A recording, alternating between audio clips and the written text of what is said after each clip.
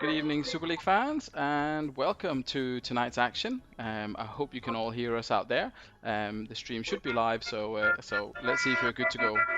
If you can hear any kind of noise in the background, it's Ciaran who's in a bar in Brazil, bringing Sorry the about that, guys. How are you?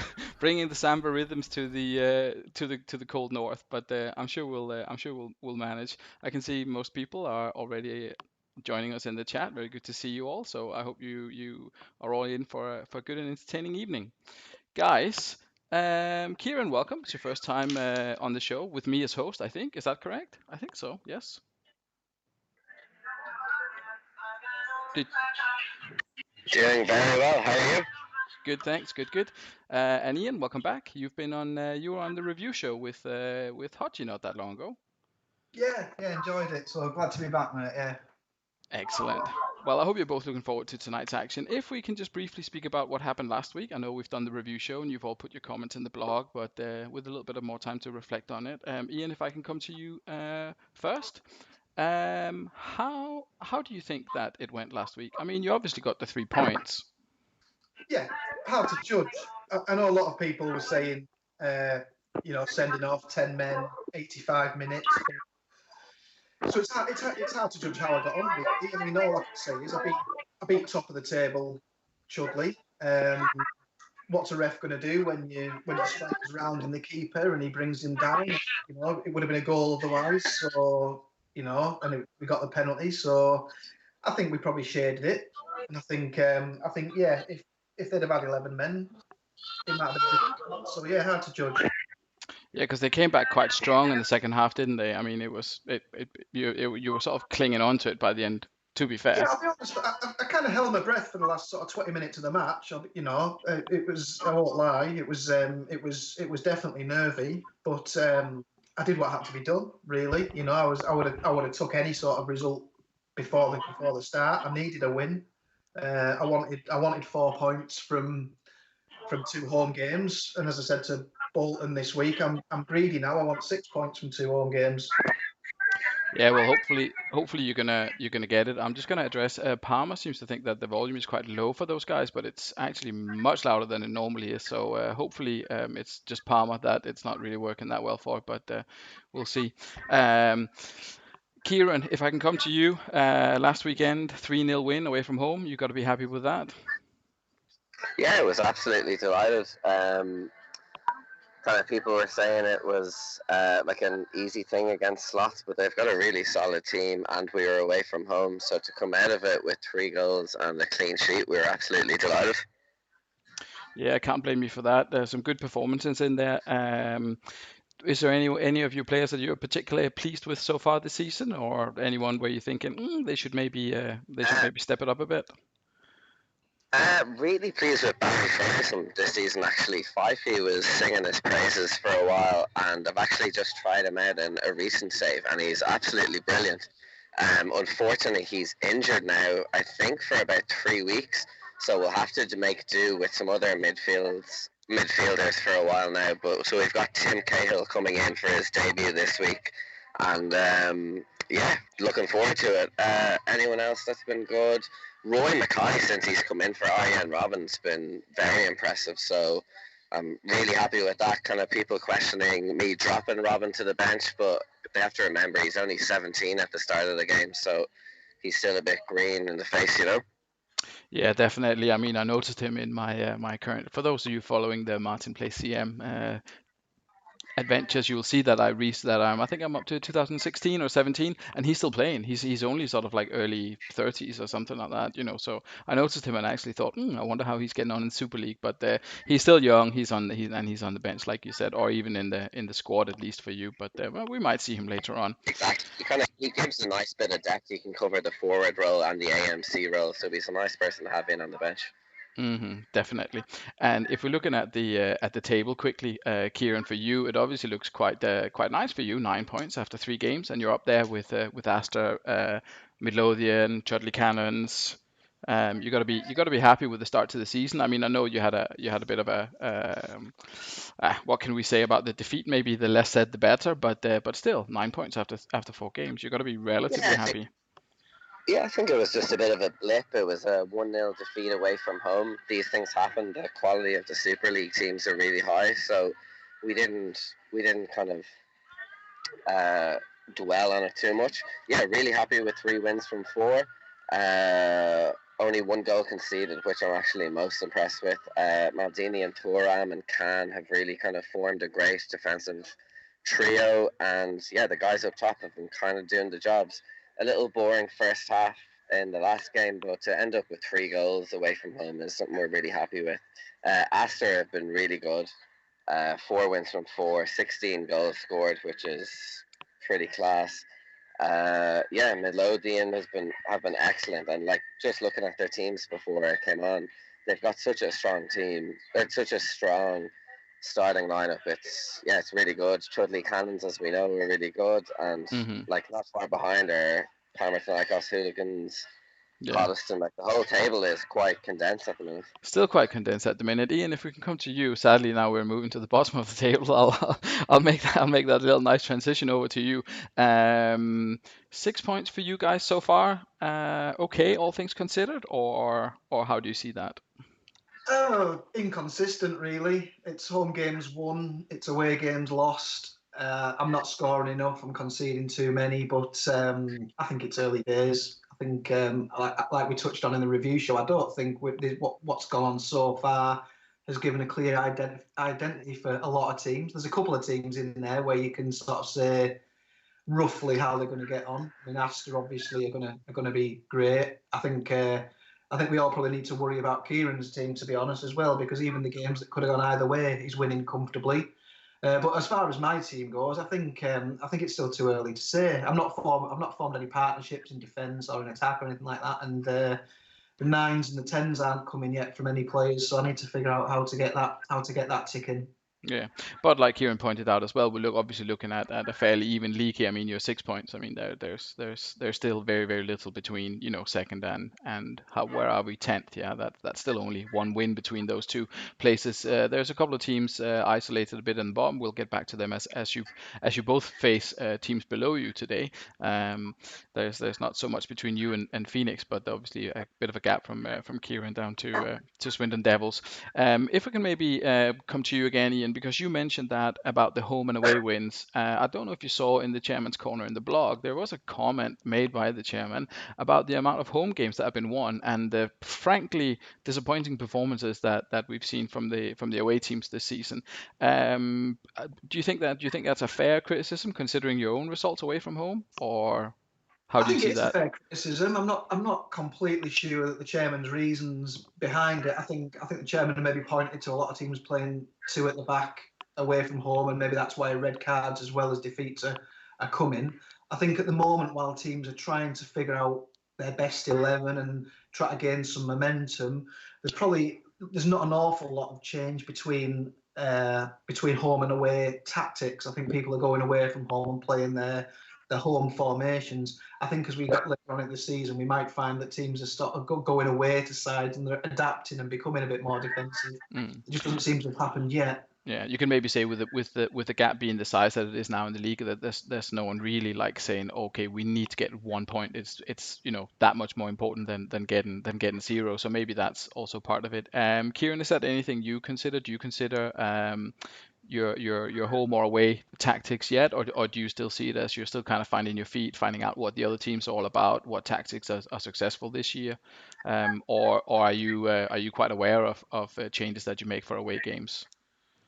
Definitely is something to consider. There's just something, I don't know if it's mental or if it's like real, but I think you've kind of touched on it. Like the home form is a lot better for most teams, but it's always something I consider when going into it. It's like you just always feel like there's another extra hump that you have to get over when you go away from home. Hmm. So it definitely comes into the thought, and yeah, just being on the left side of the screen in the thinking is so much better. So I think, yeah, naturally I'd probably go a little more defensive. But does it change it massively? No, because we're kind of happy with our formation at the minute. But maybe as the season goes on, it'll be something we'll look Hmm. to change as we go home and away. Yeah, well, you've got a relatively good record so far anyway, and a 3-0 win away from home last week. So perhaps that wasn't so much to worry about there. With regards to the importance of the stadiums, I mean, obviously this season has seen an increase to 50,000 seater stadiums from whatever it was last season, less. Does that have an impact? Does it really matter? Like you say, is it more psychological to be on the left? You know, if you're on a neutral ground and you're on the left side of the screen, you automatically feel better than if you're on the right. You know, does it matter to you? Do you think, or does it matter to the team's performance if they play in front of 40, 50,000 fans?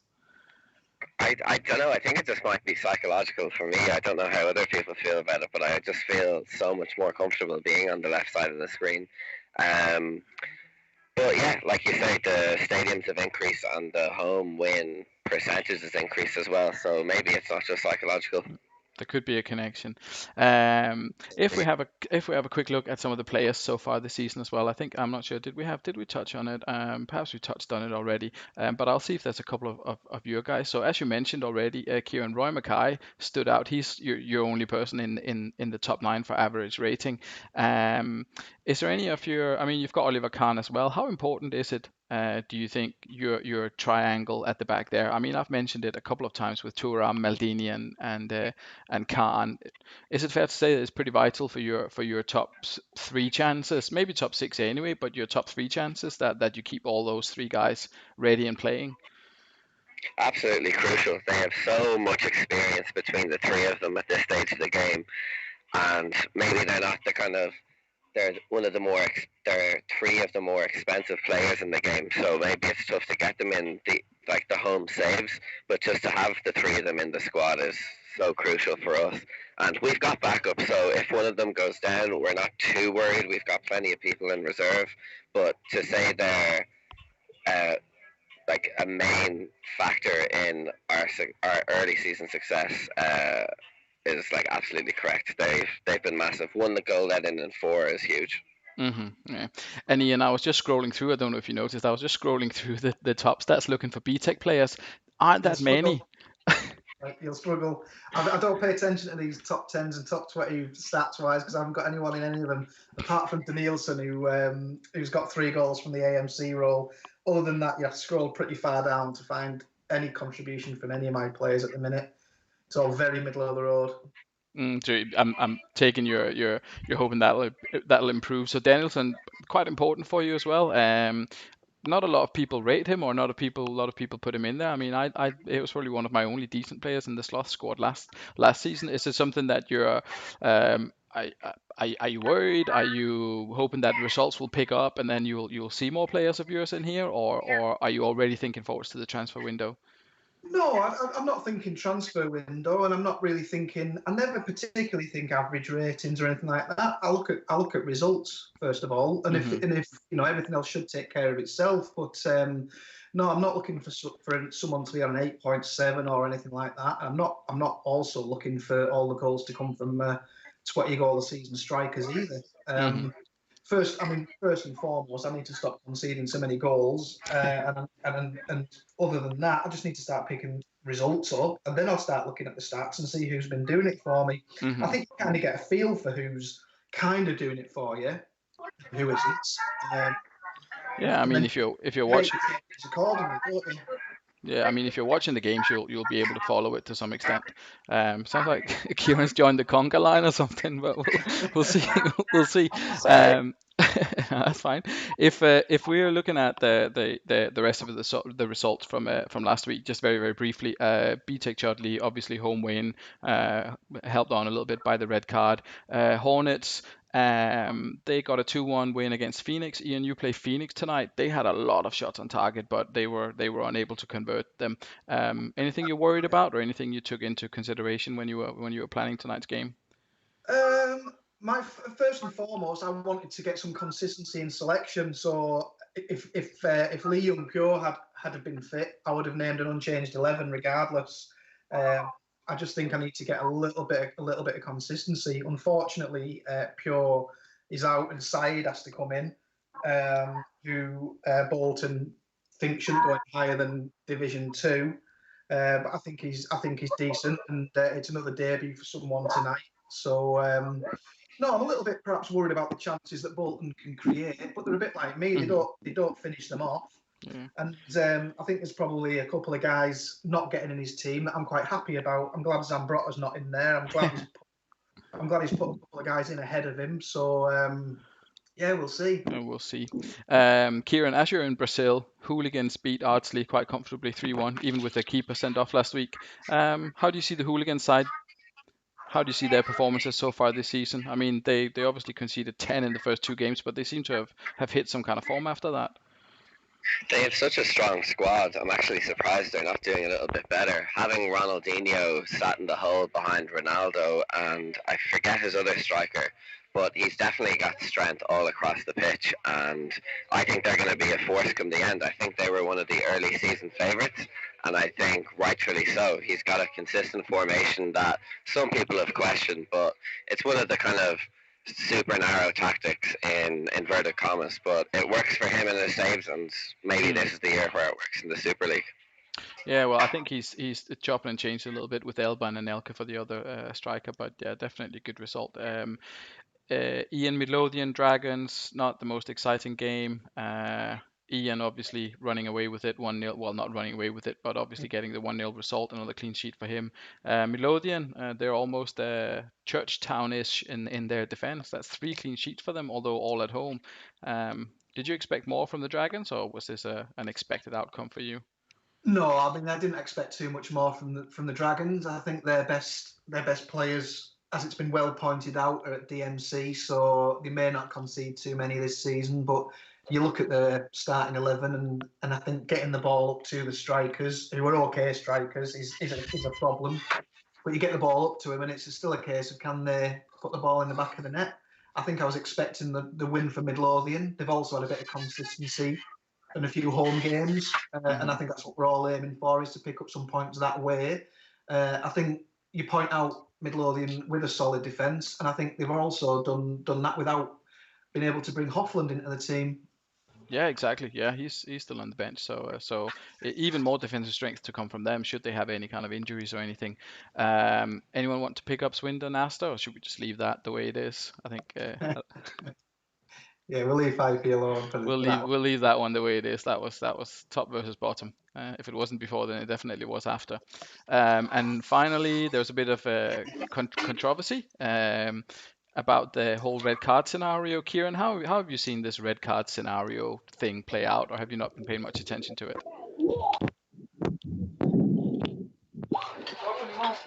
Sorry, could you repeat the question there? Yes, of course. What do you make of this red card palaver scenario, potential bribes, etc.? Is there something about it, or was it just a deserved win for the Swedish side? I think there's something there. I think Palmer has highlighted a case, and I think there's a bit of merit behind it. But that being said, I think all the teams were just really eager to get off the mark, and maybe too eager to impress, because we've seen red cards across the board in the league. So maybe it's just a case of teams need to kind of settle into the rhythm of everything. But there's something there. It was a very harsh red card. Yeah, well, we'll see what happens tonight. I think we have Valen United, or Valen. I've struggled to pronounce the words in Swedish. Apologies, Andreas, for murdering your language. At home against Ardsley, so we'll see how that plays out. That's their last up, so we'll see when when Valen gets an early slot on the show. But it's not tonight, unfortunately, unless I mess this up again. But without further ado, thank you very much for your feedback and your comments. I will try to get us underway, and hopefully we will see BTEC troop us up first. So unchanged, Ian. Nothing special. Nothing. I mean, Lee Young Pyo is out, but apart from that, you're going with the same. Pure, I think special is a bit harsh. As is, I have Constantino making his first time available, so he comes out the bench ahead of Palermo. But yeah, I think just a little bit. Hopefully that consistency will pay off tonight. We'll see. And let's see here. So we should be able to have a look at this. And Bolton Phoenix, they've got Henri coming in for Shearer. They're playing with wingers again, as they did earlier on in the season. more chances for them, do you think, or will you have enough to stop them? I mean, Raul Figo on the wings could be dangerous. They certainly look like they're coming at me, don't they, with that formation? I know there's plenty of arrows there, plenty of forward runs, plenty of players advancing. I do think he's got his best striker out playing tonight, which concerns me. Well, we'll certainly see what happens. We'll have a look. And Alpha's oh gosh, now we've done this thing again.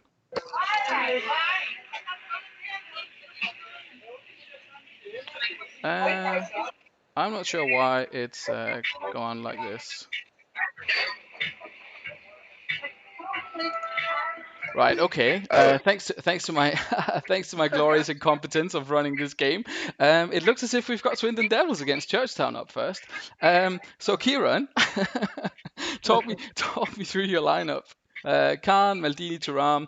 You've got Jeremy's coming in and Cahill. Those are your two big changes, I think. Yeah, well, Ferguson and Davids went down over the week, so we've had to come in and make some enforced changes.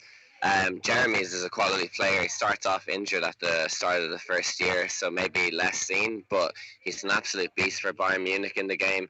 Cahill, I won't lie, I'm a bit worried about him today, but let's see if he steps up. Mackay, Van Nistelrooy and Larsson, I'm looking forward to seeing what the three of them can do against the shaky Swindon Devils defence. And Echevarria and Coco stay in, as they've been kind of providing assists fairly handily. So, and I just think, not to call you out now, but I think Mackay should have a forward arrow going up to the strikers. I mean, I can't say that he shouldn't, so I'll put that on there. I'll put that on there.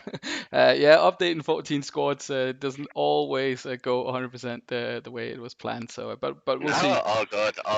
And yeah, Sarachinsky kind of proved himself in the last game, so looking forward to see what he can do in this game as well. Yeah, and Swindon Devils are back to a more familiar Swindon Devils formation. We've got, right, let me see. I'm on the wrong page of my notes now. Swindon, they've got Zidane back. Should he ever have been out? Should he have started every game, do you think?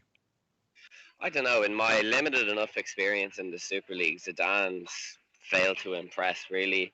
That being said, I don't know if Elmander should deserve his place in the number 10 role. He's not a player that I fancy in the game.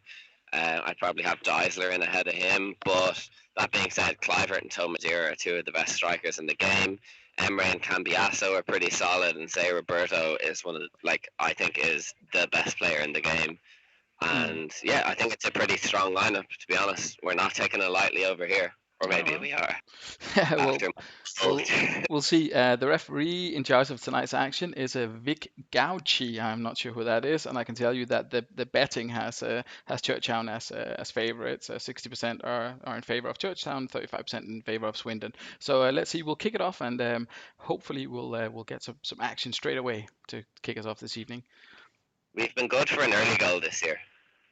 Yeah, I mean, it's certainly been more white and blue than red and black so far. 10 minutes in, no goals yet, but lots of Churchtown chances. I shouldn't have started saying that.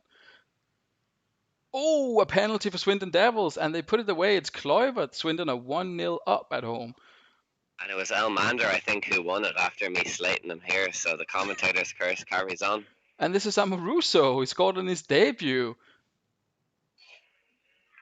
Oh, but Larsson. But there's Henrik Larsson back with one. Henrik Larsson pulls one back for you there.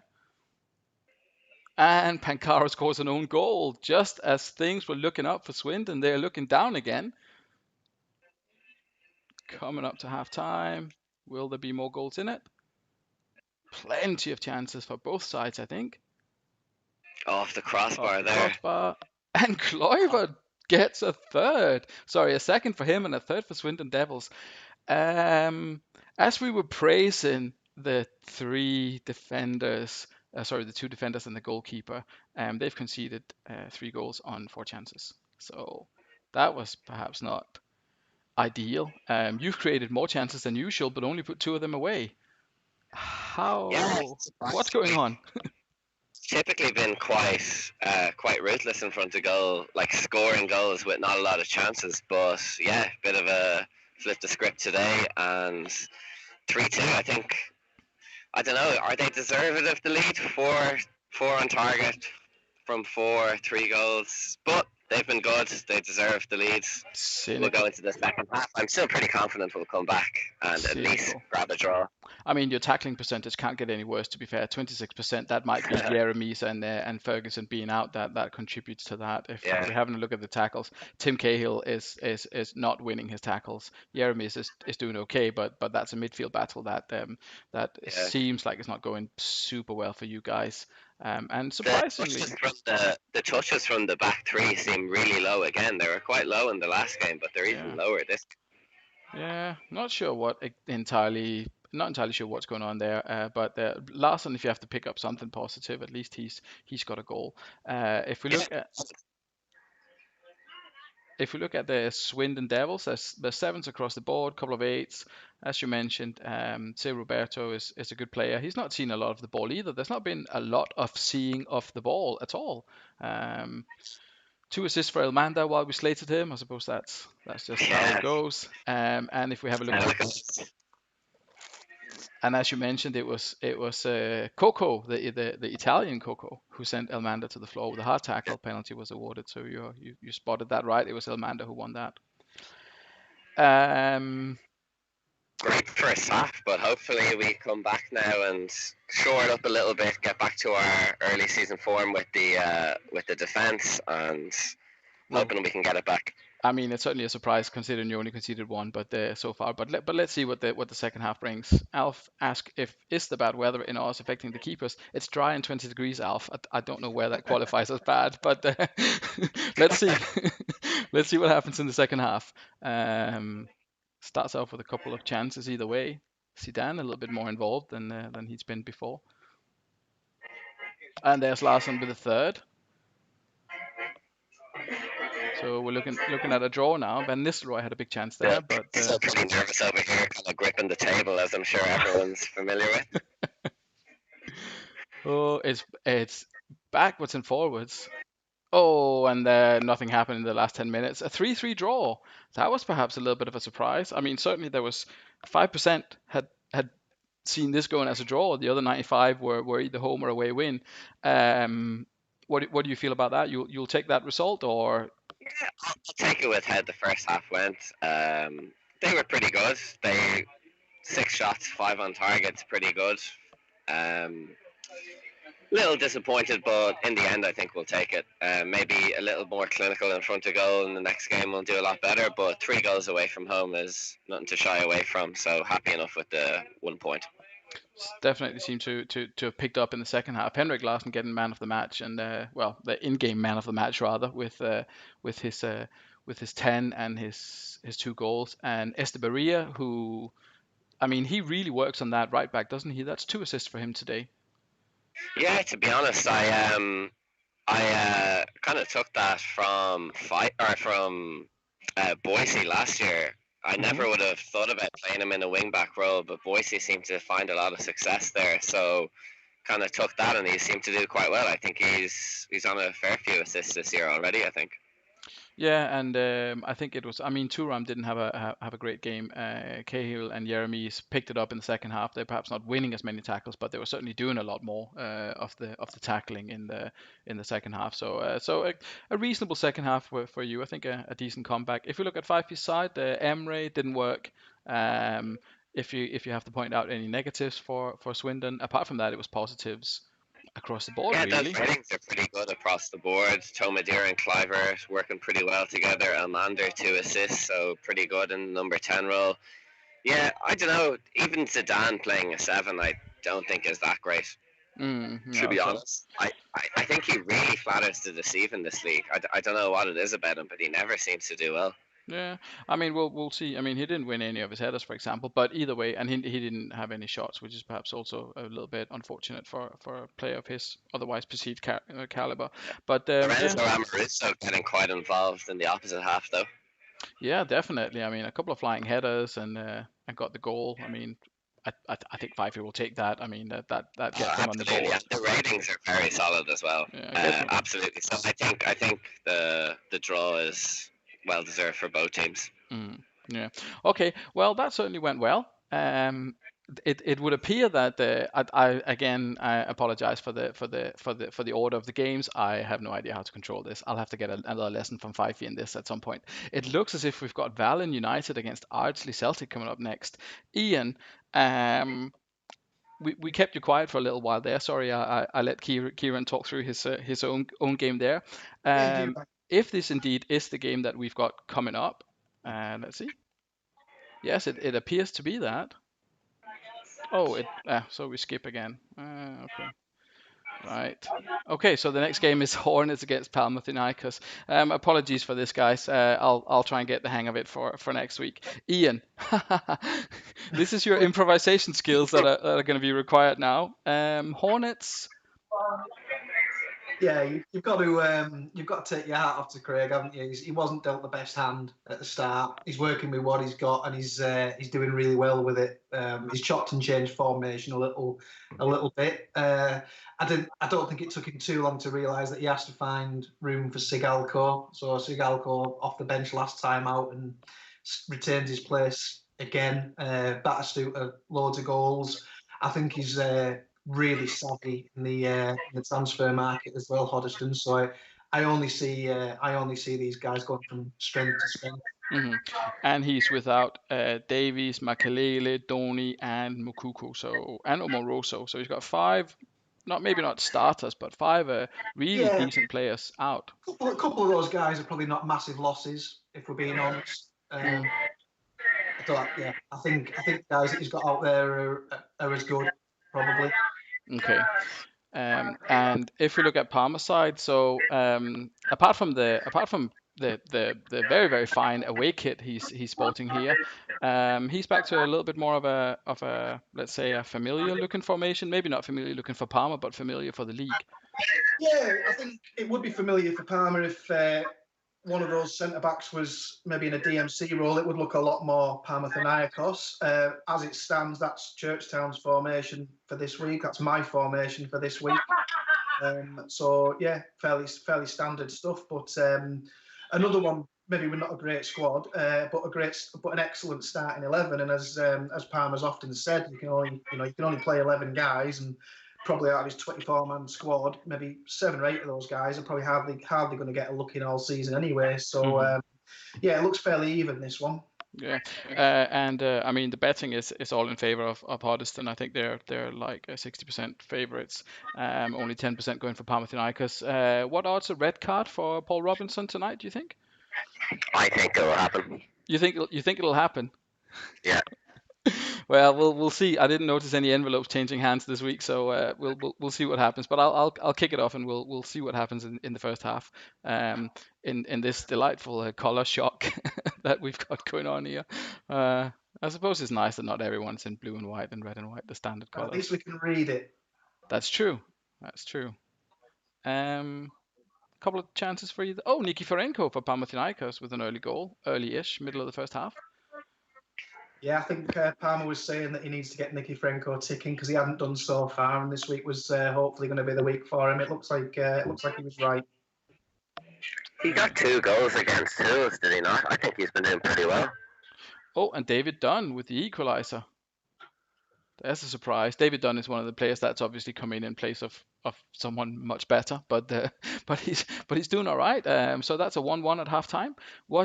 Oh my goodness, that's not one for the. I thought this would be one for the neutrals. These are 2 top scoring sides, apart from Astor, aren't they? And relatively leaky defenses. I hope the journalists will be asking questions about this boring first half. Yeah, I mean, there's got to be questions for the media here. I mean, are they playing it safe? What's going on here? If we're having a look at the Panathinaikos stats, anyone that stands out for you, Ian? It's 7 and 6s. I mean, standing out would be a very strong word to use here. Yeah, nobody really standing out, are they? I mean, I suppose everyone's getting a touch apart from Vasiliuk. I think What we got, Nicky Franco, you can't look past him, can you? He's had a couple of shots, one of them went in. Apart from that, no one's really not really done an awful lot. And Ciaran, if we go with Hornets, David Dunn's there's a couple of 8s in there. Maybe some hope for them in the second half. Yeah, I think David Dunn's a really good player in this game. Was actually delighted to see him in the lineup. I'd probably have him over Youngberg in most of my teams. But yeah, an underwhelming first half, I think it's safe to say. But maybe the second half will bring more goals. Yeah, I mean, only a 6 for Batistuta. We'll hopefully we'll see a little bit more from him in the second half. But let's kick that off and see how it pans out. I mean, I see a lot of color flashing backwards and forwards, but no, it doesn't appear to be a whole lot of chances in it. Yeah, it doesn't seem a lot of offsides and free kicks kind of coming to nothing. Yeah, Batistuta's name's popped up. Oh, Tsigalco. Can't deny class, can you? Hoddesdon are just so consistent. I think they won their last game 2-1, and they just know how to grind out 3 points. And there's Youngberg confirming the commentator's curse after slating him at half-time. It's up with the goal. You'd think there was some kind of listening device built into the game, or mind reading device or something. As soon as you say something, you can't help but having that effect. What deserved? Let's have a look. I mean, certainly picked up in the second half chances wise, he bossed the second half, didn't he, Craig? I think Hoddesdon bossed that second half. I think if you can give him average players, you can get a tune out of him. If you give him top players, they'll do really well for him. Yeah. And I think they came good there towards the end. I mean, considering that he's got 5, at least 3 key players injured, then I think he's got to be happy with that. Paul Robinson came in as the replacement keeper for Panathinaikos. I mean, there's 6 shots on targets, and he's letting 3 of them go in. 7s everywhere, apart from Vasiliuk with a 6. Back to the alternative tactics for Parma, or do you think he's going to stick with this stuff? I don't think he'll stick with this after the game. Sorry, Ian. Sorry, mate, you go. I don't think he'll stick with this after this performance. It's bang average. It's boring, and that's not something you'd associate with Palmer usually. He usually brings a lot of excitement to the game, but this was fairly lackluster, I think. Yeah, I mean, we've certainly seen a lot better performances for pretty much all of the players. He doesn't have that many new guys in. There's no one that we haven't really seen before, and they've certainly performed. I mean, apart from the keepers new, obviously. But I mean, Jagatos has been better. Salihamidzic, I think the Dutch guy Pauve, they were man of the match and scoring 10s and stuff a couple of weeks ago. So I think a performance like that from him might make him think he could go a little bit more adventurous away from home in the next few fixtures. If he's going to go down 3-1, being a bit more conservative, he might as well be throwing something more at it and seeing what he can get out of it. Yeah, not necessarily being more attacking, but being more adventurous. You don't have to be more attacking just to be to do something to try to create chances. I mean, I think it worked. I mean, I was surprised to see all his kind of crisscrossy lines or whatever. But he got slightly better results, perhaps against weaker opposition. I don't know, but he can't be too pleased with this. Craig will take this though, won't he, Ciaran? Look at Lucio. I mean, they just shut up shop in the second half, didn't they? Yeah, pretty class. It's what Craig does. He's really good at grinding out wins. Yeah, that backline performance is really solid. Lucio was class, got himself an assist, and yeah, Dunn and all the midfielders with the forward arrows did really well. Batistuta not on his game today, but he's world class, as we all know, so I expect him to keep his place next week. Right. So Hoddesdon definitely deserved winners in this one. I think we can agree. So shame for Parma, but we would like to see some better arrows next time, I think. Well, yeah, I would anyway. More arrows, Parma. More arrows. I forgot to see who was I forgot to check the referee. Alex Biroski. Okay. So none of our old favorites. They seem to have a lot of foreign fancy names in this week rather than Mr. Palmer and maybe it's Mr. Oldham in.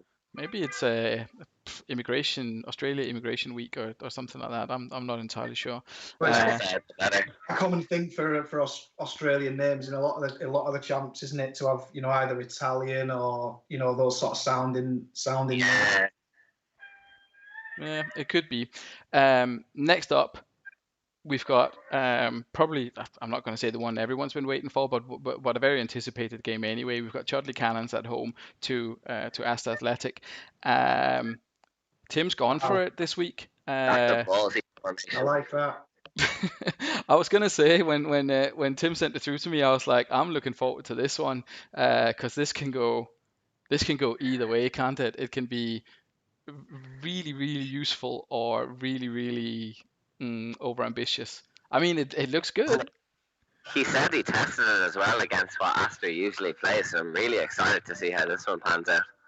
I mean, it's We- something that I think, Ian, I don't know about yourself, but it's something that I think a lot of people in the league will be looking for. Something to the way Astor's gone off to the start is something that a lot of the managers I think will be looking for a tactic that can maybe counter Alves kind of. Absolutely. I think he's looked at our setup and thought that Boomer and Romadal in those positions could be absolutely key. And I know Romadal's one of his sort of go-to guys, and he always gets something out of Romadal. So I think we look at him tonight as maybe being able to unlock the Astor defence. And I think it's loaded with the guys that he relies on there. And yeah, tried and tested during the week, and this is going to be very interesting. Yeah, and Kieran Frey's replacing Westerveld. That's not necessarily a bad thing, I guess. Not at all. I think Frey's a better keeper than Westerveld. Frey's one of the best in the game, I think. And just seeing one of the comments from Andreas, could be long passing. I tend to agree. I think it'll be trying to bypass that tough midfield that he's got and try and get it wide and get it in the box for Comandini and Rossini. Yeah, well, I'll let Tim comment on that if anyone wants to let out their secrets. I only show the formations, obviously. Alves, I mean, we can talk about it, but we would be just repeating what we said last week and the week before and the week before that and the week before that. I mean, Brookink is injured, unfortunately, so Ortega comes back in. Hasselbank is back from injury. Rosicky, I think, back from injury as well, but they're only on the bench. Anything to look out for here, Ian? Anything you expect? I don't think player-wise it matters too much with Alf. I think it is all about the formation. He can bring guys in, he can take guys out, and they all perform. I think Boyer's been pulling the strings so far this season. So if anything is going to happen, it may come through him, with Smith perhaps getting on the end of it, being back in. It's a case of whether or not Placente and Zanetti leave those back three exposed, with Boomer and Romadal, bombing on from the wide positions. Yeah, well, I'm sorry to I already changed the screen while you're still talking. I'm too keen to get this started. Hopefully we'll be in for a bit of a classic here. But let's kick it off and see how it goes. I mean, there should be goals in this, shouldn't there? Peter Green is our referee tonight. Breezy and 28 degrees at Harry Potter theme park, whatever the name of the stadium is. So let's see. Okay. So he can get Maybe goals. Van Bommel is going full super mode, Andreas, if you look at the comments. Oh yeah, maybe. I mean, so he can get goals.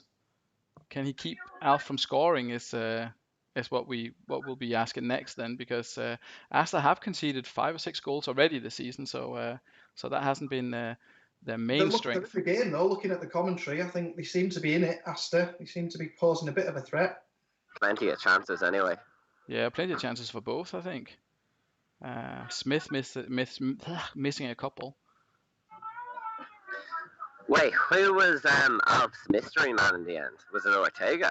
Oh, there wasn't a mystery man. Hey, there was someone he wanted to play, but he wouldn't announce it to the masses. There was no mystery man.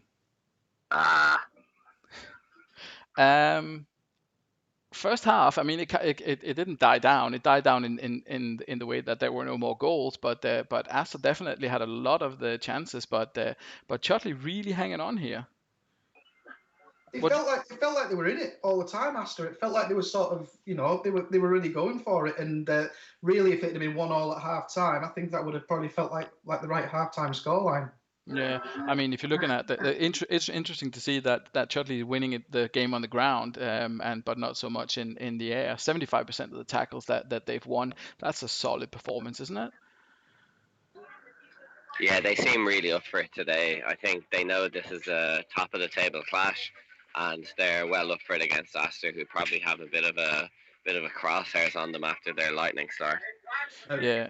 Talk about Frey at the start was obviously correct because he's having a 9. Yeah, he's doing well, and if you look at the tackles, I mean, Marinho, who is a guy I'm not familiar with, 6 tackles, won all 6 of them, 5 of them key, and Vrede as well, doing really well on the tackling side. So Yeah, I've never heard of him either. No, I don't know. A real dark horse in the league. He took him off me in the window before the season started, and you'll find as this season begins and it's going on that there's a lot of guys performing really well that I got rid of. Top 10 guys are littered with guys that I blocked. Well, we'll see how it gets on. They've certainly found a way to stop Smith and Nicolay. I mean, Smith has just been poor. I think maybe not so much stopped him there. I mean, he's obviously had plenty of shots. He's just not performed. But it looks a little bit as if Astor's tactic is really set up towards those two getting the chances. But they've kept them quiet so far. What do you think, Ciaran? Smith, he's one of the top scorers in the league. 5 shots, none of them in. Is that a little bit disappointing? I think the rating might be a little harsh. He's getting into positions with 5 shots in the first half, 3 of them on target. It's not like he's doing terribly badly. I think once one goes in, it might shoot up to a 7 or an 8. So I wouldn't worry too much. He's done really well, and yeah, Alf knows how to get a tune out of these guys, which may in previous Super Leagues not got a chance. Yeah, and 80% passes completed for Alf's side, which is not unusual. But we'll kick off the second half, and we'll see what it'll bring, if Tim will be able to hold out, or if Astor will come back in it. An early goal could really set the game, I think, either way, with Chudley either holding on to the win, or Astor getting back into it. But let's see. It'd be a shock to see Astor not score in a game. Yes. Cannons with the best of the first 10 minutes, but it's tense even for us that are super tense watching it.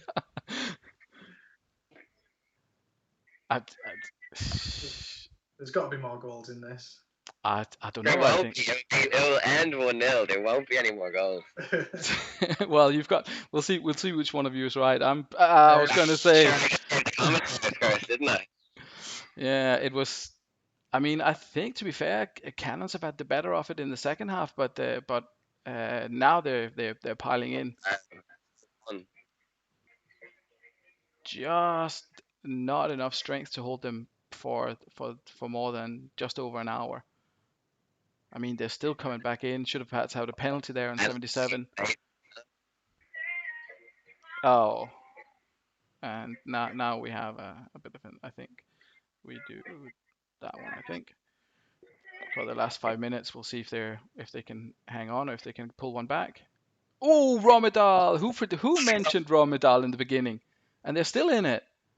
They're still going. Poya with the late winner. Well, I was both my calls. I don't want to blow my own trumpet, but I said Romedal and Boy, pulling the string. So there we go. Bloody hell! I feel like I need a shower after that. Lee Bowyer, the unlikely hero. No, he's been class this season. He's one of the top performers this season, I think, at the moment. I mean, that is. I mean, it certainly lived up to the expectations. I think that maybe. I think Tim is onto something with the tactic, but just a little bit too exposed at the back with just the 4 guys hanging out there, and I think eventually running out of steam, as we saw with them picking up an injury as well. Ciaran, where do we even begin here? If we look at the stats of the Chudley players, I mean, Comandini kind of is the only one that maybe fell through a little bit. And Comandini seems like he was kind of hiding in the game. Liverani maybe just as a consequence of 3 goals being conceded to get to 6, but they were well in the contest all the way through. It'll be interesting to see if he sticks with the formation. You say he's onto something, but Tim seems to tinker with formations in a response to the other team. So it'll be interesting to see if he sticks with this or he goes back to his more tried and tested formations. Yeah, I mean, I difficult to don't see him say. sticking with that.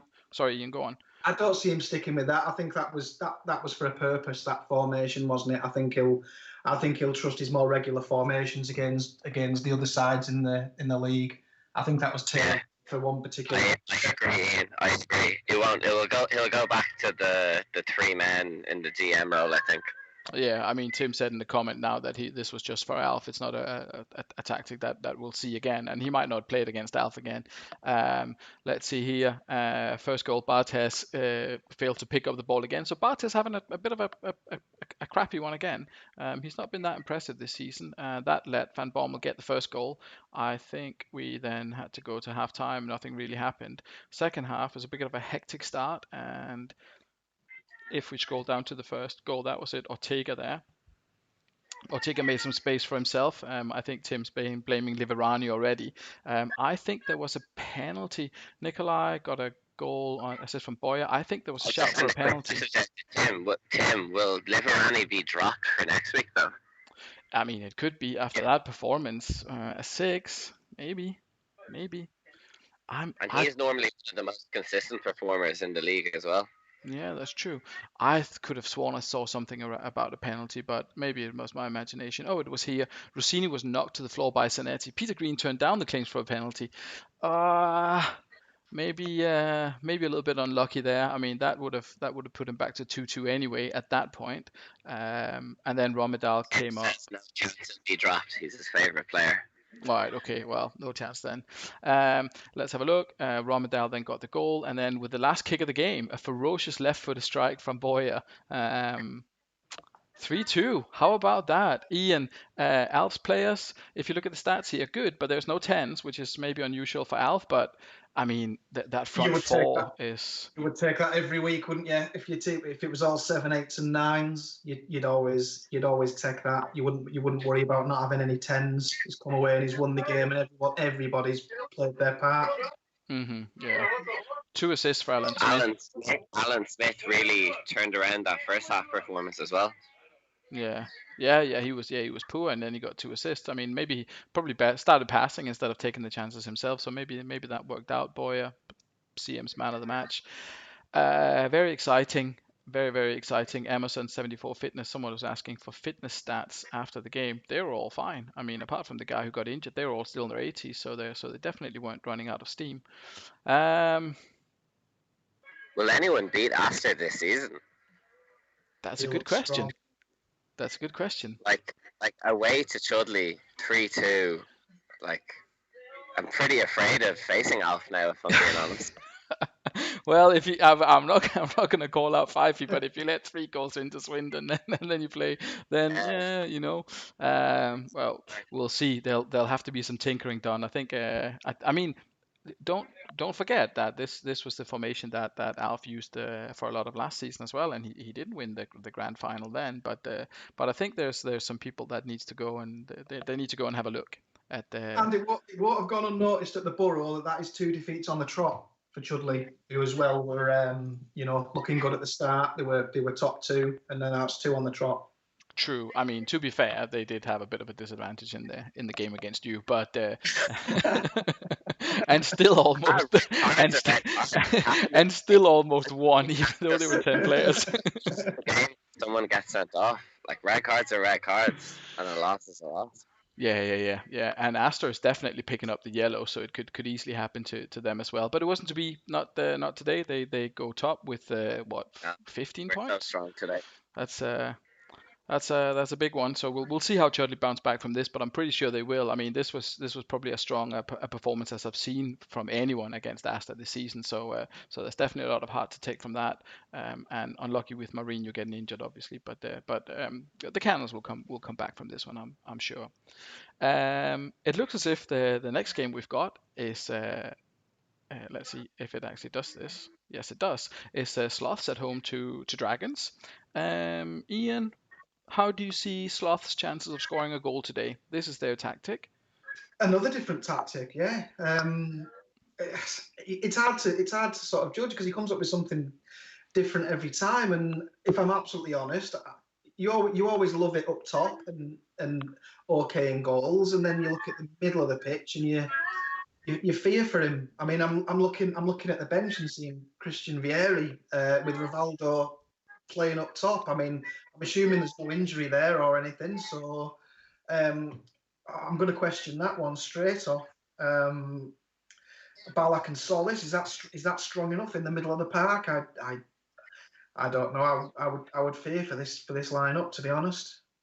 Remains to be seen what he can get out of it. I think they're yet to score from open play, if I remember rightly. I think it's just Ballack with the one goal from the penalty. It seems like Rivaldo should be sitting in that number 10 position. It just seems weird to see the three of them up top, but let's see how the game goes, I suppose. Yeah, I mean, Alf says Sloss will come good. If anyone is willing to question the the guy who's got 15 points from 5 games, then on you go, guys. But we'll see. Sloss will come good. Alf called it here, so let's see. Dragons, they've got Cisa in instead of Montella. They seem to have found the work information for the rest of it. To be fair, if you see the rest of the games, Ciaran, the bottom. Not the bottom, the back, 6, 7, 8 players maybe are doing quite well, but it's really the front three that are struggling. I actually saw that. I was like just doing my research before I came on, and they have a really, really strong kind of, like you say, back 5, back 8, whatever it is. It's weird that Kaladze is on the front instead of Tomasi, but yeah, like Ndai, Tomasi, Kaladze, Simic, Rustico, such a strong lineup. Carini's really good. Like, it's a really nice formation, actually. It's I think there'll be points here, and I said it earlier on. You write the Dragons off at your peril. Right when you write them off, that's when they come back with a huge away win.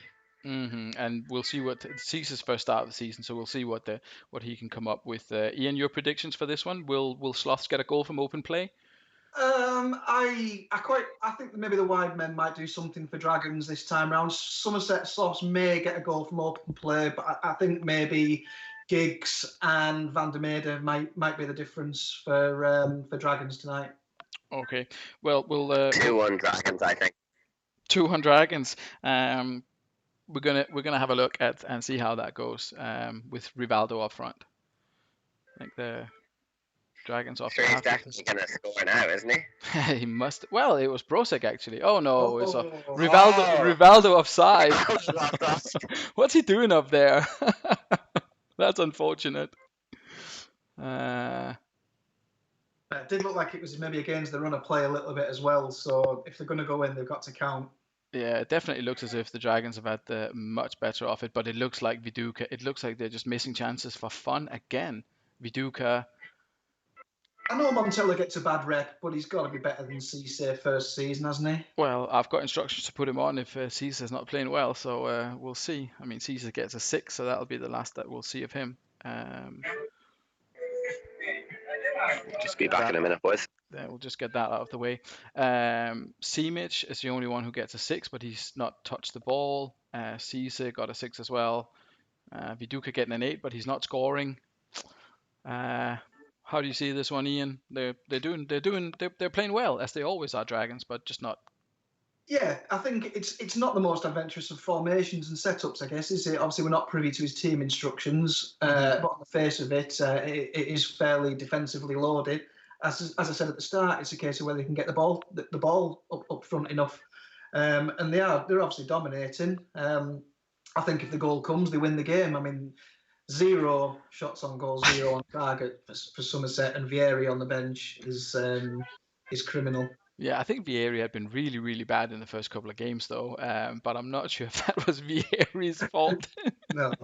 We'll see. It's unusual because none of the formations from the Sloss have been that like out of this world or strange or something. And I obviously see the instructions, and it's not as if he's not picking this out of thin air or not replying to my. These are Rob's deliberate instructions to his team. Yeah. So Buffon's playing a blinder. Yeah. There's been a request for a slot substitution from Rob in the comments. Oh, has there? Brozak out for Vieri, please. He says. Brozak out for Vieri, please. We'll make. I feel kind of guilty making an exception. It is pre-match substitutes only. Brosic's got a 7. How can he take him off? And he scored. No, Brosic's staying on. I If think you he's want, worried about picking up a second yellow, isn't he? yeah, well, if that happens, then that happens. It's predefined substitutions only unless it's for red cards or injuries when I'm in doubt. So that we don't afford this kind of luxury to anyone else. So we're not going to make I exceptions. would agree with you, mate. I'd agree. We'll kick off the second half and see if Slots can get on the board or if the Dragons will get that win. I mean, they've only had Robbie Keane scoring for them so far, and he's injured, so that's not great, obviously. I think He's Slots the have only a one shot. that scored for them this season. Yeah, he's got 3 goals. They're the only 3 goals they've had. Was it Arsenal they beat 3-0, I think? No, they didn't. Oh, Ardley, sorry. Oh, and that's Montella. So good instructions from Jamie to give Caesar the chance and then rely on Montella's experience in the second half. I think. Let's see if they can hold on to it. Just get the young Caesar to tie them There up. it is. And I called out Kaladze for being on the right side of the 3 there. So, like, I'm just gonna shut the fuck up for the rest of the podcast. Just like, Oh, you'll have plenty of people in the comments cheering for you to say something about their opponents. Say something positive about their opponents, and they'll be sure. Deserved win. I'm guessing without looking at the stats. Absolutely. I mean, it's almost a 2-0. If there is such a thing as a 2-0 hammering, it's pretty much a 2-0 hammering, isn't it?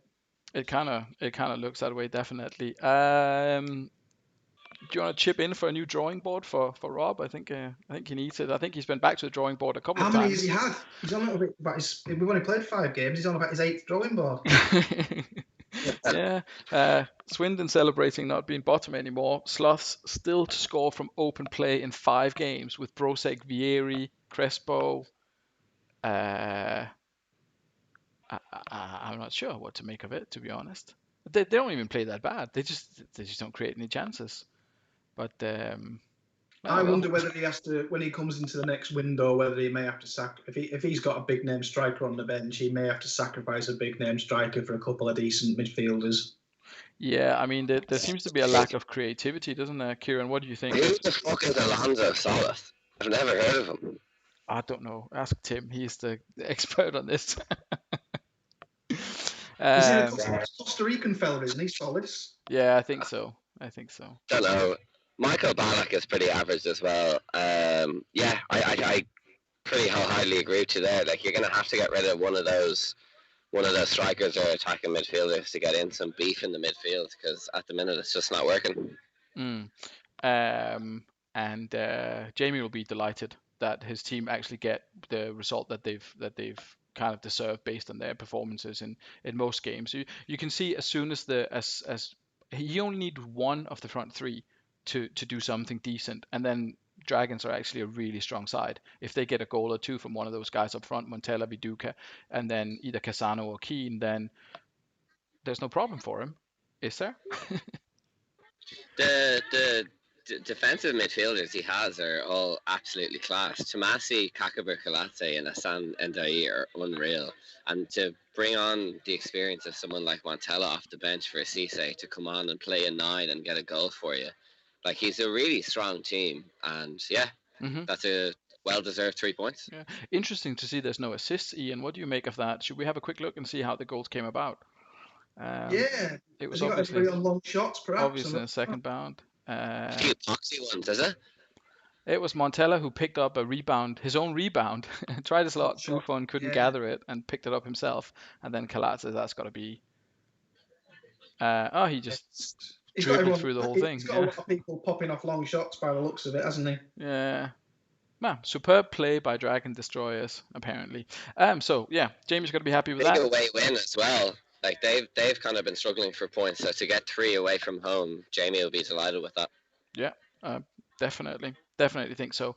Good stuff all around. It looks as if we've got Hooligans coming up next. So somehow the match I've most been looking forward to. Hooligans against Midlothian. Let's see if it will actually do it. It looks like it'll do it. Yep. Hooligans at home. Ciaran, you already mentioned, we already spoke about them in the beginning.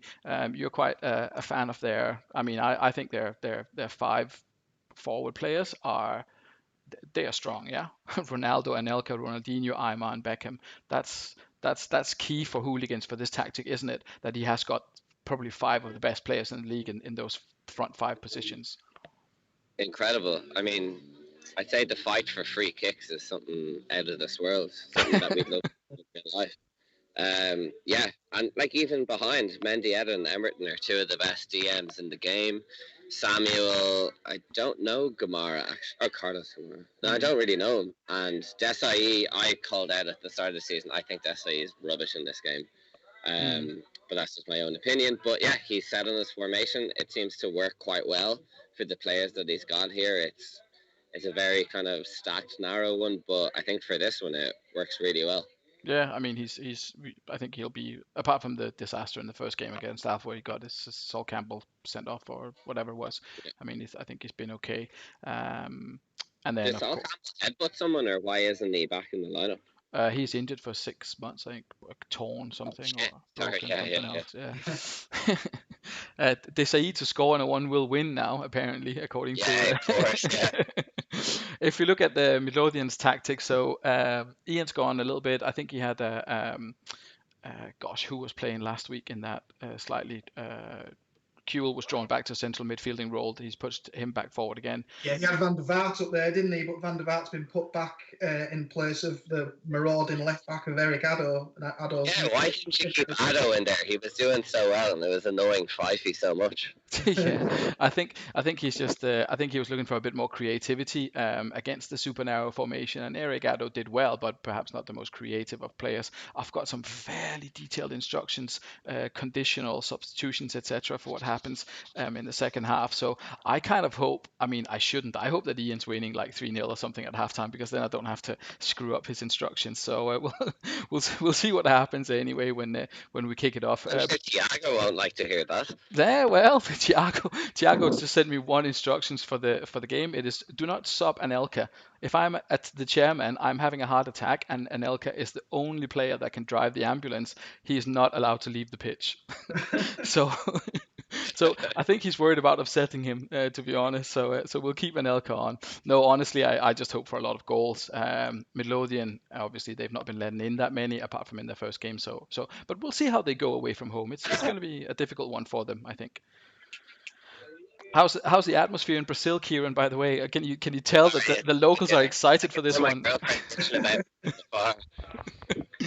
Well, we'll kick it off and we'll see we'll see if there'll be something to celebrate out there. You'll have to buy a round for everyone, I'm sure, shortly. I'm sure I will. Good start for Hooligans, couple of chances. Van der Vaart I saw with a cross. Midlothian have the most of it from what I'm seeing. There's got to be goals in this, surely. That's how he's going to score, so we know that. Yeah, that's pretty much guaranteed. It's fairly even, unfortunately. A couple of good chances for Hooligans, but nothing spectacular. Rubs off, I think, is the phrase you're looking for, Martin. That wasn't good, I think. What do you think, Ian? There's a 0-0. There's not a 0-0, but there's another. There's no way. There's no way. I thought goals in the first 10-20 minutes. I don't think there's no way this can possibly end 0-0. So it obviously will do now. But Hooligans look like they're going to score, don't they? Yeah, I mean Shea Given has got an 8 so far. Let's have a look at their stats. I mean, they're not hugely impressive, but they've certainly had more of the ball, more of the possession, the better of the tackles. I think overall they've been better. I think the match have been played mostly in Midlothian's half. What do we think? Hooligan? No, it was mostly in Hooligans' half, no? Oh yeah, gosh, yeah, they've just been passing it around basically. We'll see what happens in the second half. You're absolutely right. Maybe they're just not being direct enough, but we'll see in the second half. Moving swiftly on. Everyone's back in Desai to score in the comments. Yeah. Anelka had a couple of good chances there. I think I was meant to do something, maybe. Oh, you were meant to do something. Yeah, I was meant to do something. I meant to do something, aren't I? If someone was playing at 5, no, there was no one playing 5 at halftime. That's okay. I don't have to do anything. We'll keep going. I was the only one. You said there was a rake of. And that's Anelka with his first goal for Hooligans. Yeah, repaired. He's not driving the ambulance yet. No, repaying this manager's confidence. But they're going to have a shot on goal if they're going to get something out of it. It was a well-deserved goal, to be honest. They've been knocking on the door for quite a while. They definitely have, and they've had the most of the chances. So let's see if they can put it to bed here. Our last chance for Midlothian. They have got Impensa, so you can't really write them off. Nope, that's it. Also, impressed with Impensa, was absolutely brilliant 5 feet. Absolutely loved that. The blog this week was probably the favourite one I've read so Yes, far. I agree with that. It was brilliant. I mean, So good. The headlines were really they were really on point, I think. So much like the hooligan side, also really on point tonight here. That's another win for the super narrow formation. 13 shots on goals, 8 on target. Ian, well deserved for hooligans if you look across the stats. I mean, Beckham didn't do much, but everyone else is on fire. It felt like only really one team in it. Midlothian didn't really turn up, did they? Nope. Midlothian were fucking shite. Let's call a spade a spade. That was a rubbish performance. Well, we'll have a look and see. Playing for the draw, and as soon as that goal went in for Hools, they weren't getting an equaliser, were they? One shot on target the whole half is a complete disgrace. I mean, it was a bit of a. I thought it was a gamble because I thought it worked really well last week with whoever it was playing it. Van der Vaart was playing in that central midfielder role, and I wasn't sure why he put Kuhl back on, maybe for creativity or whatever, but that's a fault. I'll make it official now. I'll tell Ian now I'm withdrawing my offer for Harry Kuhl. Yeah. Well, I mean, the only thing we can say is that Shay Given is clearly the best keeper in the league. He is doing really well. He should have that'll be another team. Given's a legend. And he should have had 3 now. Yeah, so I mean, he'll be complaining about an injury next week anyway. We all know that. Yeah, that most likely. 8 shots on target. Given saved 7 of them. He's done something similar before. So to answer everyone's question, the Midlothian are good and can keep clean sheets at home. Away, perhaps less so. So back to your original point, Ian, that when we talked about it earlier, there's probably still a lot of work to do for some managers finding their right formation and what will work away from home as well. I know that Dragons. I'd worry about with Midlothian as well. I know if they get an injury at the back, they've got Hoffland to come in, but if they get an injury up front, they've got Adolfo to come in, which I think is a little bit concerning. If they're not scoring with Kesman and Penza up front, and any one of them gets injured, good luck with one of them two and Adolfo. Who else do they have in attacking midfielder just out of interest? Could you go into it, Martin? Tobias Gran. Gran. Yeah, I think that's why they were not playing particularly well at the beginning of the season when in the first 2 games, I think he lost the first one and then only won the second one 1-0, and that was because Kesman was injured and he played with Gran and Kuhl on the attacking midfielder roles, and that worked. He won now. Yeah, a little shot. Moving swiftly on from that, deserved win for hooligans. I think we can all agree. It looks as if we've got Arsenal Celtic coming up next against Valen United. We're off to Sweden. Ciaran, do you reckon that Andreas is going to win this one, or do you think the winners of the Vieira lottery are finally going to repay the what's it called again, the Lady Luck who handed them Vieira in the lottery? Do you think they're going to repay some of that? I think that I've seen the half and half boys outside the referee's dressing room. I'd say there'll be another red card and 2-0 win for Valen. I think Beardsley Celtic have been quite underwhelming this year considering the strength of their squad. So let's see if there's going to be any. It's Jim Bellos. I'm not sure if he's handed out many red cards already this season. Maybe 1 or 2. I'm not sure. We'll see what happens during the game. Ardsley are going with an interesting formation. Ian, what do you make of this formation? Do you think there could be something here? I think they could. I don't think it's too far away from what he has been playing. I think it's fairly similar. It's still the one up front. I think he's still relying very heavily on Tristan But he's absolutely loaded AMC, isn't he? Riquelme back, Joe Cole, that's a great lineup just behind the one up front. Milevski, always consistent, and obviously Vieira's the man. You could see, you can say every single position there. You could say man for man, apart from maybe striker, Ardsley, perhaps the better players. But I just feel as though Valen is sort of again getting a bit of consistency and a bit of momentum together. Hmm. Perhaps surprising that he's gone for this kind of pineapple thingy formation, that considering how not brilliant it's worked out in the past, but we'll see. Apparently, Lausen has been ordered to get a red, some Oh my kind god, of so interesting. So amazing. How many goalkeepers has Ardsley got on the bench? just the one, I think, just the one. Just one. Yeah, just Canizares. So we'll see. We'll see how this goes. I'll kick it off, and we'll see if any of our predictions are even remotely accurate. Very good start for Arsenal Celtic. They have been all right, to be fair. Yeah, I mean Tristan has definitely been good for them so far this season. Valen also seems. Oh, there it is. And there's Stankovic. I guess we'll just put Nicky Butt in there. I was gonna say, Valen seems to be determined to drop Saviola, even though he's getting a few goals for him. Yeah. Like a real for the little man. I don't really know what's that all about. No, I mean, maybe he's just not getting enough. I don't know what the problem is, or what he's unhappy with here. Not the result that the Swedes were hoping for, and half. Either way, I think maybe the money transfer to the referee for the red card doesn't seem to have had an impact yet. Again, maybe not the most interesting. Ian, what do you make of the first half? Well, looking at the stats, they've slightly shaded it, Valen, haven't they? But I think that change in formation may cost them. They seem to be doing okay with the previous formation. But again, Ardsley have got the individual players to pop up with something. I think it could still go either way.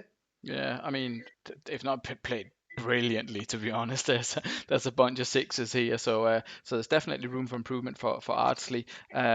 Ciaran, do you see Valen coming back into this? They've perhaps arguably had better stats. I mean, there's sevens everywhere apart from Totti. I think it's a pretty even first half. I think the stats for both teams weren't too bad. They're both having shots. They're both having shots on target. Yeah, Valen, a lot of sevens and sixes. I don't know, average enough. Like, it's not the worst, but I don't know. I'm not loving the tactics. Castillo and Lizarazu should be out in the wings. They're not well equipped for sitting in the middle, going out wide, and I think that might be a mistake that the Valen manager will come to regret. Yeah, I mean, the instructions are that if he's not winning at halftime, we have to make a substitution, and it'll be Saviola who's going to go off for Franca. He's dying to get him off. He hates him. We'll see if it has the desired effect in the second half anyway. Surely Saviola's on the transfer list for him at the minute. Well, he's I don't know. keen for a transfer, that lad. Oh, fuck. Anything to add? Is there anything you want to add, Ciaran? I have nothing to add. Oh. Claudio Lopez was Hussein. Oh well, never mind. We'll put Claudio Lopez in. We'll see how that goes. Well, it looks like he might be finally getting Totti ticking, because he was made up to get Totti, wasn't he, in the draw, and it's his favourite player ever, and he struggled to get him ticking, but it looks like he is now. There's Lizarazu with a goal from the middle of the park. He's been peddling Lizarazu out all week, hasn't he, trying to get rid of him? Yeah, right. I'm not sure if there was any kind of refereeing decisions or anything that went wrong here. It seems that they were just much better in the second half. Arsenal ran out of steam apparently, or something. I mean, Franca came in but hardly touched the ball, so that didn't make much of a difference. It was really Rui Costa who chipped in with a couple of assists here, and Totti as well with an assist and a goal. That was some turnaround in the second half. Looking at the stats, what do you think, Ian? Well, that's an incredible turnaround from Totti. Everyone was on a 7 apart from Totti, who was on a 6 at half time, and he's given a man of the match performance second half. So quite clearly, he's the absolute difference. Yeah, someone pointed out that Roy Keane has got 14 tackles, 10 of them key. There was a game earlier, I think it's one of the, what's it, Chutley? There was a guy with 15 tackles earlier, but either way, there's a lot. Ciaran, what do you think about Ardsley in the second half? Riquelme, you got a 5. Yeah, pretty crap. He won't mind me saying that. It was a rubbish performance in the second half. He was 1-0 up. And yeah, Riquelme getting a 5 is something that's pretty rarely seen on Champ. Rustu was pretty shy. Yeah, it was a rubbish performance. And he let Valen back into the game. Unlucky with a few injuries, maybe. Tristan went off and Stankovic went off. Yeah, But 2 injuries yeah, in the no, game. he'll be really unhappy with that because he's got one of the best teams in the league, but they're really underperforming at the minute, and a lot of problems in that team, I think. Yeah, certainly it looks as if that he's yet to find anything that kind of resembles a winning formula. But well, he has had 3 away games and only 2 home games, and one of the home games was that weird one with, although he won it, there was the BTEC one. But we'll see if Ardsley can bounce back from this. But again, there'll be plenty of drawing board action, I think, for this one, because the defensive performance was really not up to much, especially in the second half. Which brings us to very short. Sorry to cut across here. Just they seemed more. They seemed like they were in the game a lot more than only having 4 shots in the game compared to I think 11. But yeah. Anyway, Bolton Phoenix. Yeah. So with the last game of the evening, it was meant to be the first. Turns out it's the last. Who would have thought it? Ian, you got to be excited for this one. Excited, nervous, yeah.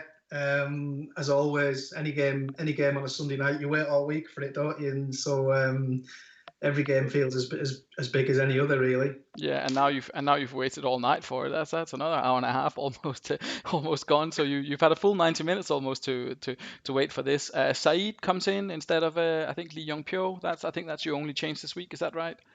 Yeah, I mean, in trialing this formation over the last couple of weeks, Saeed has actually chipped in with a few goals from that position. So one from him tonight on his debut would be lovely. Mm-hmm.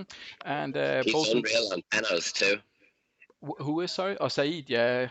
Saeed is unreal on penalties. Allegedly, he's one of the best penalty takers in the game as well. Allegedly. So he's missed a few for you, Martin, is it? No, I have no idea. I've never bought him, I don't think. Well, I'm not changing my penalty take. I think I've still got Danielson stuck on penalties. I'm not changing it now because I'm a bit superstitious like that. Yeah, I think Andreas is the only one who's changed his preferred penalty taker, which was Totti, which it isn't anymore. But either way, Bolton with the attacking lineup, we touched on this already. Henry is coming in for Shearer, who's injured up top. Sambrota is on the bench for Neville. I think that broken record is something that we don't need to repeat. I don't see it, but Neville's done okay, I guess. Ian, if you're ready, we'll kick this one off. Go for it, mate. Early chance for Danielson. There's a few chances for both sides, maybe. Figo doing something. Danielson again. Neville stopped him apparently. Danielson again. It's all about Danielson tonight. It looks as if he's going to get a goal, but it's offside. And there's Pizarro for you. So let's see if we can hold on to halftime. And it looks like it. Yep. Get a second. Yeah, apologies if I go a bit quiet during my games. I don't tend to breathe while I'm watching my games, to be honest. Well, it's a good job. The games are a lot quicker than the actual commentary and the actual talking about it, then, isn't it? Or you'd be struggling. 5 shots, 3 on target, probably all from Danielson, if I'm not much mistaken. No, 3 shots on target, 2 for him. He's been busy tonight. What do you make of it so far? It seems to be. I'm following a pattern, aren't I? It's all 7s and 8s. Nothing spectacular. Nice to not concede as yet. I'd like a 2-goal cushion to maybe chill out a little bit, but yeah, reasonably happy with the way it's going so far.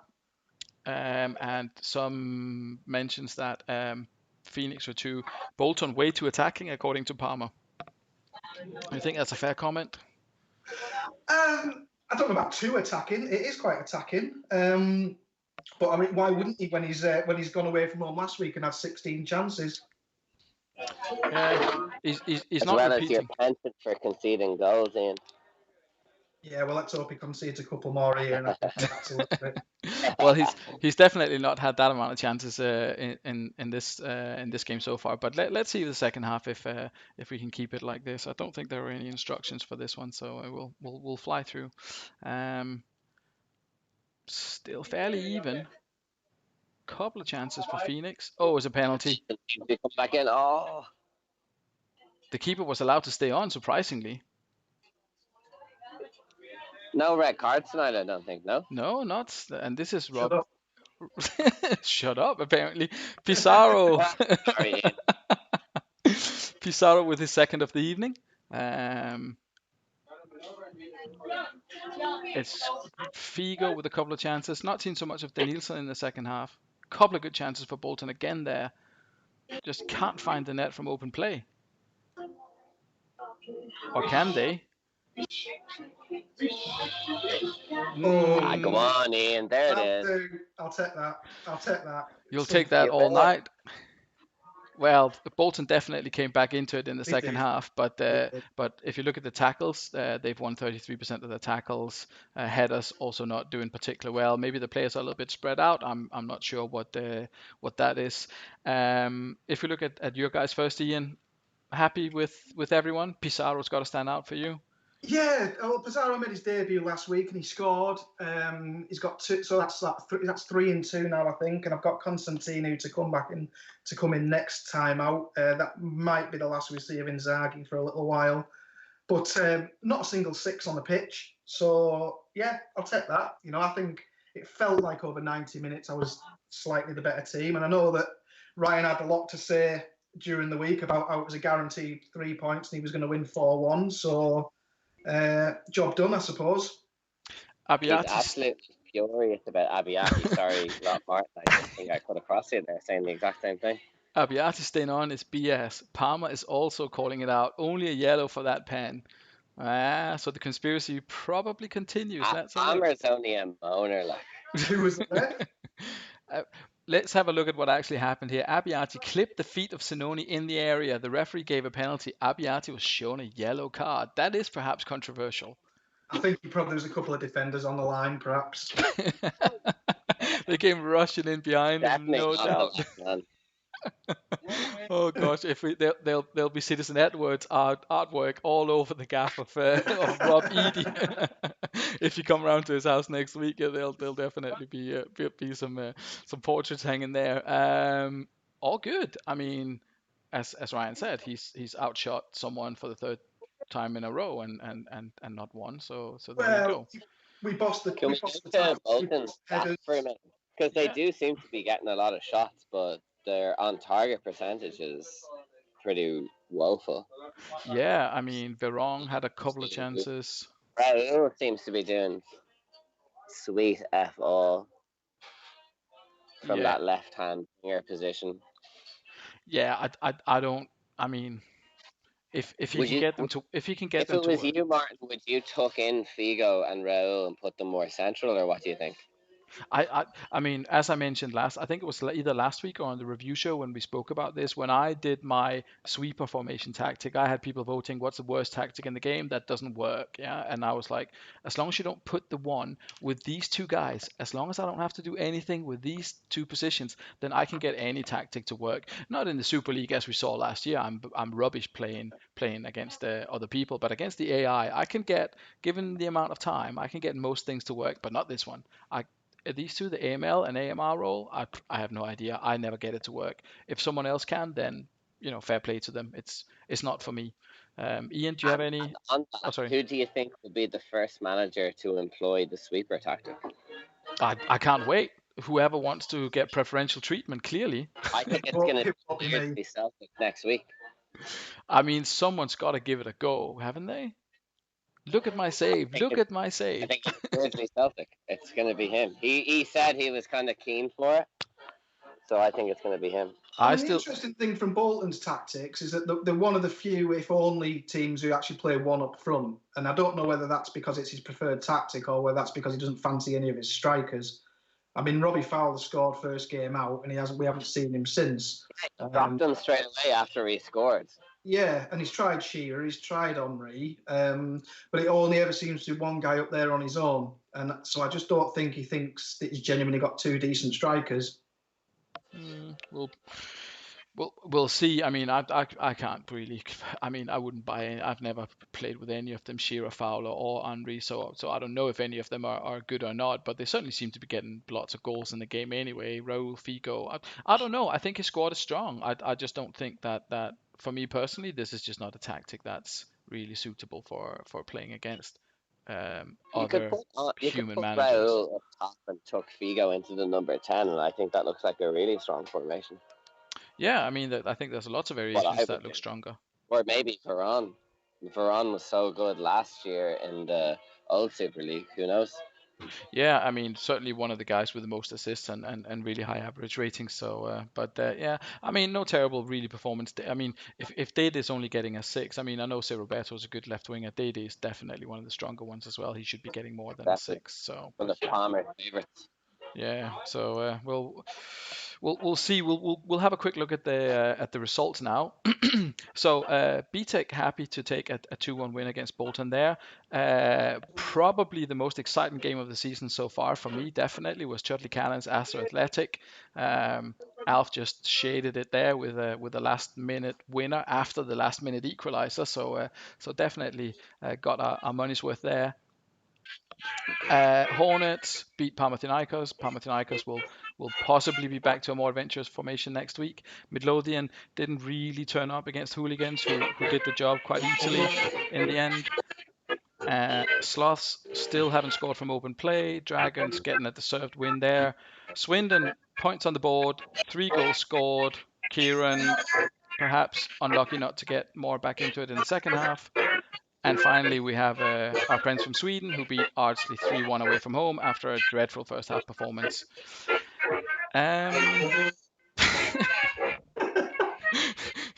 It's the conga line again. Sorry. That's okay. Conga after a 3-all draw. That's shouldn't be celebrating like that. Definitely. If we have a look at the table, we've got a clear leader. Ian, what do you think? Who's playing Alf? Who's got Alf next? Who gets to play Alf next? The pleasure of being the ones who could potentially dethrone the champion. Who is? He's at home next, isn't he? He's at home to Bolton next. It's Bolton Phoenix. Yeah. I think the only thing you can point to there with Astor is they have conceded more than a goal a game. So if there's a glimmer to be taken for Bolton there, you know, they can be got at. But obviously, equally, they can score almost 4 goals a game. So, you know, it's a massive task. They only scored 6 this season. Yeah, but Astor could definitely score against them. Yeah, I mean, yes, either way, I know what Ian meant, but you're right. Bolton have only scored 6 this season, but Astor have conceded 7, so it's not as if there's any kind of issue with them keeping a really solid back line. Yeah. It's getting tense behind them. Churchtown, so Ciaran, you're up to second place. You're just edging out Hools on goal difference, and then we've got a bunch of teams with 3 wins. Next week's fixtures, let's have a look at them quickly here. We already spoke about Astor against Phoenix, Ardsley Celtic at home to Swindon Devils. That's a big one, isn't it? Ian, Ardsley coming back from their defeat here. What are Swindon's chances? What can they do? Well, I think Ardley will be looking at that and thinking it's a good chance to get back on track. I think Fifey will be looking at that and thinking, well, let's continue showing the signs of improvement. And I think, no offence to Hodgie, but I think if you look at some of the teams at the moment who maybe aren't firing on all cylinders, he's perhaps one of them. And Swindon can go there expecting to maybe get something. Mm-hmm. And Ciaran, you welcome the Hornets. That's potentially a tricky one. I think it's our like top of the table clash, second against fourth. Yeah, really tough. They've been consistent all year. They love a 2-1 win. Yeah, we know what they're going to play, but do we have what it takes to stop it? Who knows? We'll probably have a tinker with the team, see what's up in our midfield. I think there'll be a few changes there. But yeah, I think the Ardsley Swindon game is a really interesting one. Ardsley need to get winning. They're going to sleepwalk their way into not qualifying for the playoffs, and with their team, that'll be a disgrace. And it'll be interesting to see how Midlothian respond after their loss against Somerset. Or against Sloth. They need one. They need a big win. So yeah, they're back at home again. Against BTEC should be a good one, Ian. Yeah, looking forward to that one. I think it's. I mean, I played Hooligans a couple of times. Obviously, last season in the old one, and beat them both times. And now I know I'm well aware that I'm coming up against a completely different Hools side this time. So I really do have to put some thought into this one. I mean, they've got a fantastic spine, haven't they? I mean, there's 5 layers to that team, and they're all there's a brilliant player in every layer of that formation. Yeah, looking forward to seeing Jamie against Valen as well. Valen kind of flattered to deceive there. Jamie got a good win. Can he keep it going with 2 on the row? Be good to see. Yeah, I mean, at least he's got a couple of goals from other players than Robbie Keane now, so we'll see who's back from injury. Obviously, if you notice the dates, I don't know if anyone picked that up when they saw the fixtures themselves. So the games that we played now were played on the 3rd of November. These games are played on the 7th of November, and there are games again on the 10th of November. So you might want to take that into consideration again. But I will include the the condition numbers, the whatever out of 100, so you can see if any of your players aren't like super fit. So you can obviously take that into consideration for your team selection. And if we can have a look at the bottom, Palmouth United against Chudley Cannons. Who's going to come out? Who's going to be victorious there? There's going to be, I think we had this when we had the false start. There's some kind of like a trainer thing going on here. Palmer and his was going to Sports Direct and everything. You can recycle those pictures or videos now, Palmer. Well, I think we got a little snippet, didn't we? Because this was supposed to be the first game of the season before we had the reset, and I think both sides were bang up for that. When it didn't happen, so we kind of know what to expect with this one now. There'll be a bit of needle. There'll be a bit of something in the air, won't there? I'm looking forward to a couple of good videos anyway. And you have plenty of time to prepare. It'll be Chudley's 3rd loss on the bench, which is bad enough. Yeah, that I think Palmer will come back. He'll be raging after that last defeat, and I think he'll come back to win that at home. He'll come back fighting for sure.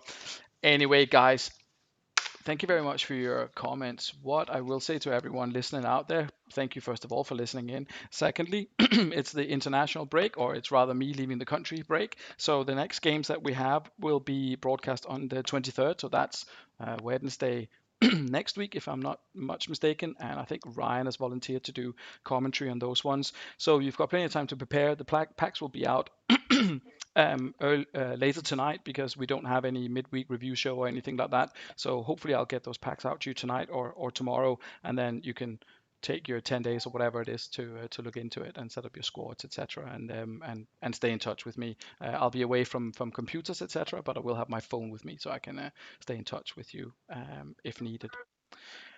Any last words from you guys? Ciaran, Brazil is treating you well? Treating me very well. I apologise about the music and the samba that you've all heard, but yeah, delighted with the broadcast. Hope you all enjoyed it, and best of luck for next week. It was a pleasure to have you on. I think they brought a bit of authenticity to the evening with the samba music. It was great. Ian, anything from you? No, thanks for having us on. Really enjoyed it. I'd like to disagree with Ciaran. I actually thought that the atmosphere that he provided with the background noise actually added to the game at certain points. I really enjoyed it. Well, I'll maybe invite some people around next time. We can play some music so you can all listen in. We'll see. Anyway, thank you very much for listening, guys. Thank you very much to everyone out there for your contributions, for everything. And as I said, 23rd is the next broadcast. Take care, sleep well, and see you all soon. Good night. Thanks, guys. Best of luck. Good night.